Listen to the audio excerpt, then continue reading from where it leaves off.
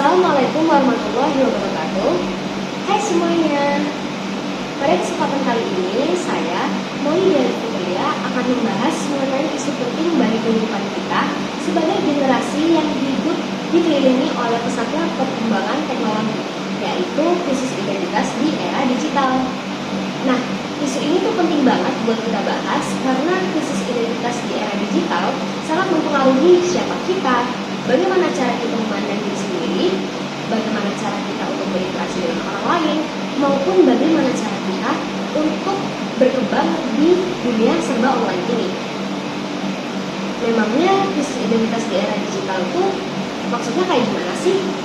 Jadi, krisis identitas di era digital merupakan sebuah kondisi di mana seseorang itu bingung, tidak yakin, maupun tidak tahu tentang siapa diri mereka yang sebenarnya karena terlalu terpengaruh oleh dunia maya.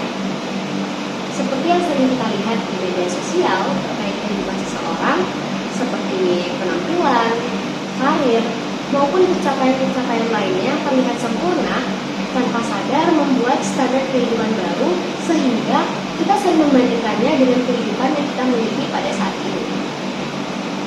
Kondisi seperti ini juga bisa semakin menguat apabila sosial media yang sering kita gunakan seperti TikTok, Instagram, YouTube maupun Twitter justru semakin membuat standar-standar kehidupan baru yang semakin tidak realistis, seperti proporsi tubuh ideal yang toksik ataupun gaya hidup glamor, sehingga beberapa individu sering memaksakan keadaannya untuk memenuhi standar yang ada.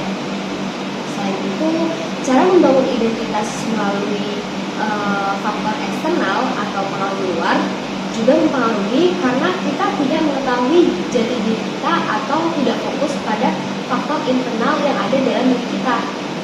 Selanjutnya juga ada validasi online berupa like, followers, maupun komentar, di mana semakin tinggi angkanya, semakin tinggi pula nilai yang dimiliki oleh penggunanya, sehingga mereka akan juga merasa lebih dihargai.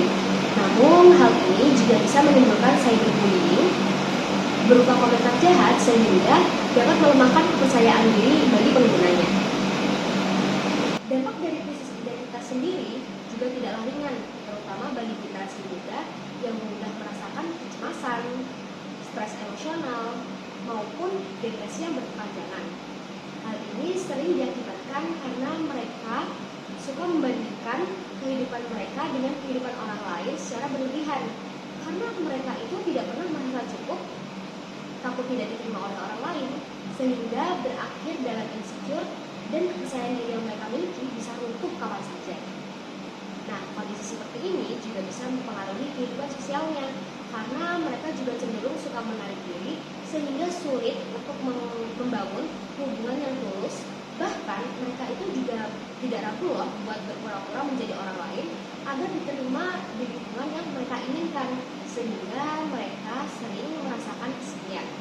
Di titik inilah mereka sering melampiaskannya dengan kegiatan-kegiatan lain seperti validasi online melalui media sosial maupun hubungan romantis, dan juga bisa kegiatan-kegiatan lainnya yang hanya untuk menyembuhkan luka, bukan mengatasi inti dari masalah. Tapi sebenarnya krisis identitas itu bisa loh kita atasi ataupun kita cegah melalui beberapa langkah strategis. Salah satunya yaitu literasi digital. Jadi dengan konten-konten yang beredar, kita harus bisa memilih dan juga mengkritisinya, bukan menerimanya secara mentah-mentah. Selain itu, kita juga bisa menambah pendidikan dan juga nilai spiritual agar dapat membangun fondasi dalam identitas yang kuat. Selain itu, dalam hal ini, dukungan moral melalui keluarga dan juga teman terdekat akan mempengaruhi proses dalam mengatasi dan juga mencegah krisis identitas di era digital ini. Dapat kita simpulkan bahwa krisis identitas di era digital sangat penting untuk kita atasi sebagai generasi muda. Hal ini bisa melalui berbagai langkah strategis sehingga kita bisa tidak terpengaruh oleh arus digital dan membangun masa depan yang lebih stabil. Perlu diingat juga bahwa yang terpenting dalam membangun identitas yang kuat adalah perkembangan, bukan perbandingan. Wassalamualaikum warahmatullahi wabarakatuh.